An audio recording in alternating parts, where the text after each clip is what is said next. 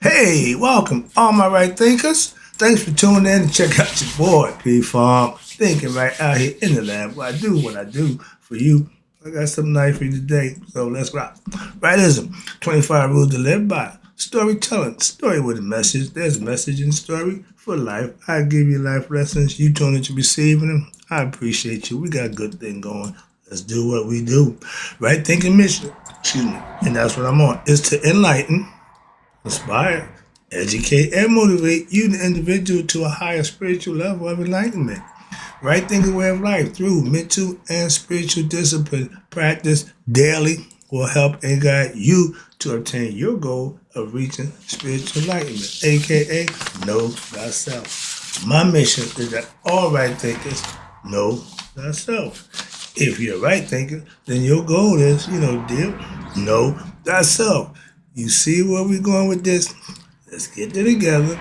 And I ask the question. Do you know you what I'm through?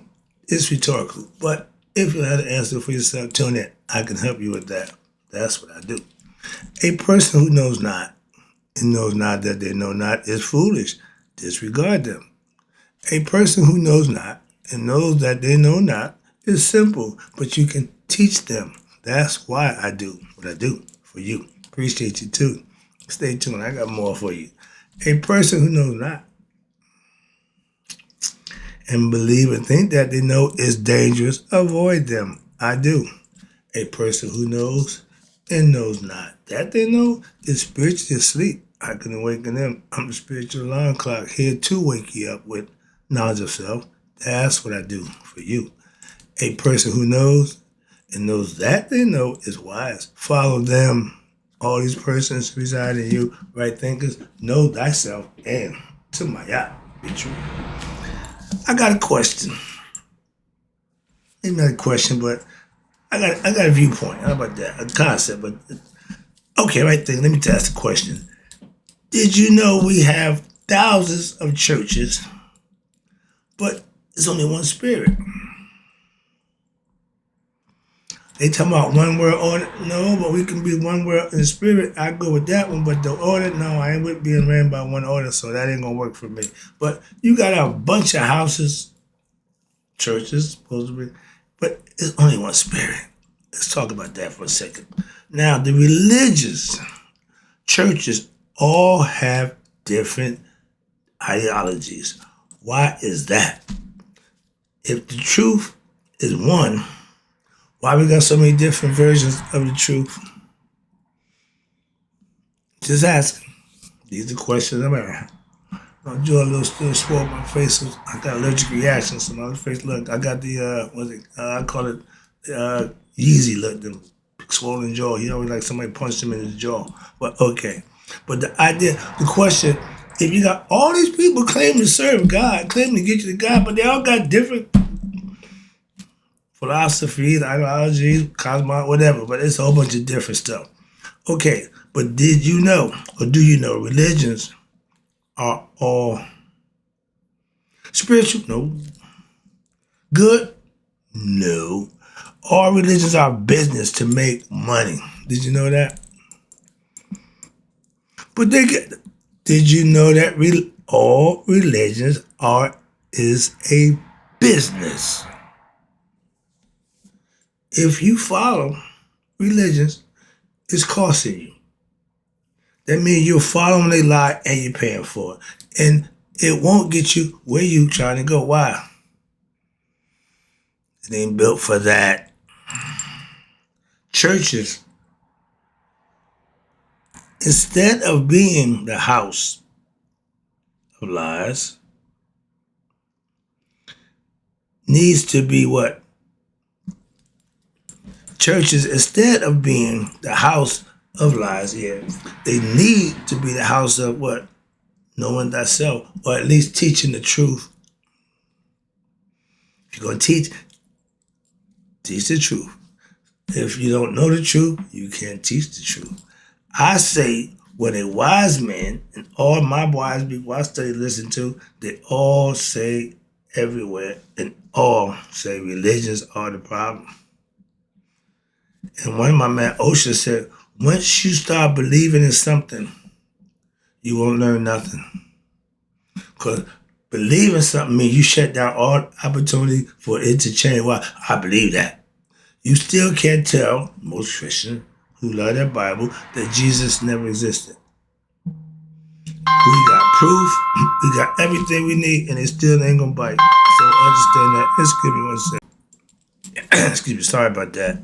We were just talking about how churches, instead of being the house of lies, need to be the house of truth, aka learn to know thyself, but they do what they do. And this is why, personally, just personally, I have no use for the Bible or the Quran, the Talmud, or any other religious belief system books. I have the book coming forth by day, so I have my philosophical concept that I practice and study and live by. That's all.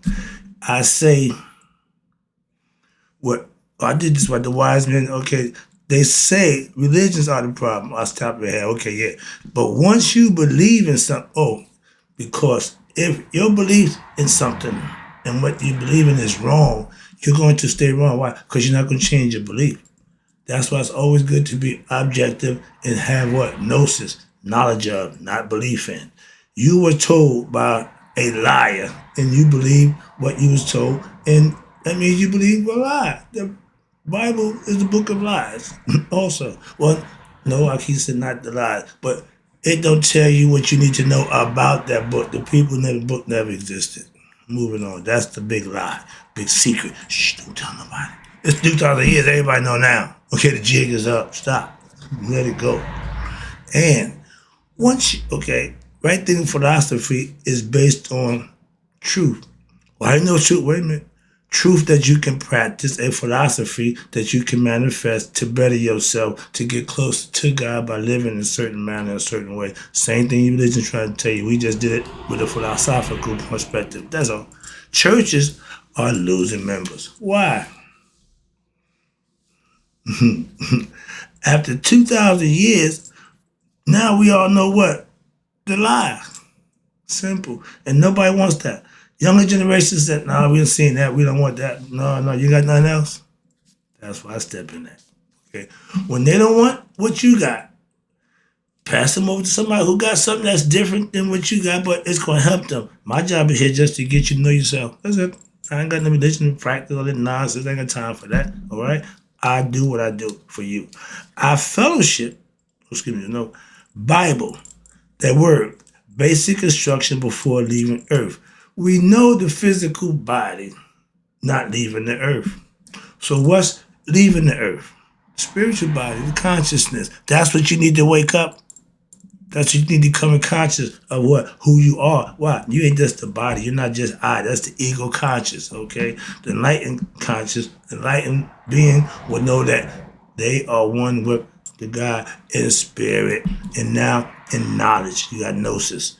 When you live right and do right, the Kundalini serpent rises up. Why? Because you're living right. If something's going on in your life, tragedy, adversity, all I say is, how you living? That will get you through the situation. Because if you causing your situation, you gotta live through that. That's your karma. That's your stuff. But if you're doing the right thing, adverse situation gonna come in your life, you smooth right through. That's what the true faith and true believers in, your higher power.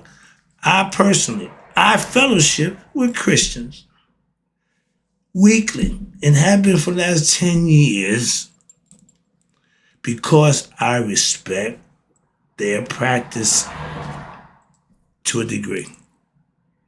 I'll go along with certain things. When they get to it, I don't go along with, I'll let them know that I get off right here. This is my stop while I'm getting off. But I don't have a problem with their religious perspective. I respect what and how they do it. When it comes to the rituals, some of them I don't partake in. That's all. No big deal. But they are what I call good people. I don't care because they're Christians. If they're Muslim, wouldn't care if they're Muslim. Okay? Good people. I don't care about color. Okay? And I know a lot of churches, a lot of Christians who are full of shit. Simply that. What I mean is, Don't try to sell me on that Christian nonsense that you ain't even following. Come on, man, spare me that. If you live in Christian, you ain't got to preach to me. Why? Because you know that I'm living the same way. That's why. But if you think you can preach to me about, man, save your breath, please. In my time, those are the ones that I talk about every day. Why? It's enough, y'all. Y'all easy, y'all low hanging fruit. Y'all easier than damn it, them nuts in the White House. Because y'all perpetrating the fraud. And for what reason, I have no idea. Okay, I don't get that faking it nonsense and want somebody to think you better than who you are, more than who you present yourself to be. They can see who you are by the way you present yourself. Or that you want to tell them you this, you tell them that. No, you're going to tell them, show them. Moving on. That's my issue with y'all fake Christians. I tell a lot. Excuse me. I tell you, I have a church family, and I consider them my family in spirit, in Christ, or Christianity, whatever. But that's a faith system that I partake with them and fellowship with them in. And what? We love and respect each other for what we do when we come together. What they do outside the church have no bearings on me at all. So I'm not there to, well, this one ain't fake, that one ain't, no, I don't care that. Why? If you're living right, the only person who recognize it and take care of that is God. So that's what you're doing it for, not for my approval. I'm not living for your approval. I don't need you to approve me that I'm doing good. No, I get that from him. Moving on, that's why I do what I do. Trying to help you. And I visit, and I've always visited churches, and if I come to your church and the spirit don't hit me, that means ain't no spirit in your church. What you mean? Well, no. Y'all fakers. Simple as that. If you go to a house that's supposed to be the spirit, house of God, whatever, but everybody come to my church, hey man, the spirit's strong in that. That's the force, okay? That's the force. I know that. That's why I'm there. Why? Because just that, the force is there. That means who bring it? Us. It don't be there when we leave. No. We bring it. That's the difference. You got hope. You got a house full of phony people. Ain't no force up in there. It's a phony force if it's there. Why? Because that's what y'all putting out. You get back what you put out, what you attract, you receive just that. So all y'all when it look good every Sunday, have everybody thinking you so good a person, and on Monday you acting a fool all up into Saturday night. Well, I got ready to go to church tomorrow. Put my fake suit on. Nah, it don't work that way. Again, if your choice, okay, yeah, different. Okay, yeah. If your church don't have that spirit, the spirit of God in it, I'm not coming back. I've been in many churches. I said, I ain't gonna worry about coming back here. Why? Ain't no spirit up in here. It's dead up in here. I've been in many churches like that. That's why the church I participate on a weekly basis ain't like that. I love that. That's why I'm there. Okay, perfect example. Ain't gotta be cast aspersion, no talk, no. Some people do it right, some people don't. Simple, just as simple. Moving on. All right, let's see the clock. I'm good. I got 2 more things down here. But ideas, it's all about what? The effort and the sincerity that you put forth in whatever it is you believe. Y'all making that lie come true with miracles, God, because the belief that y'all have in it and y'all make it happen. Being a master teacher of a philosophy, not a preacher of a dogma. But I personally know that what I teach will change your life. Why? It changed mine. Just like all those Christians who follow Christ. Why? Because something he did for them that hold their allegiance. I understand that. Trust me. Nope. My pastor's living example. And I see, you see that I practice my philosophy of spiritual discipline, aka right thinking, when daily, okay? And it changed my life years ago. Now, and I'm doing it for a few, I'm saying it's changing other people's lives who following it.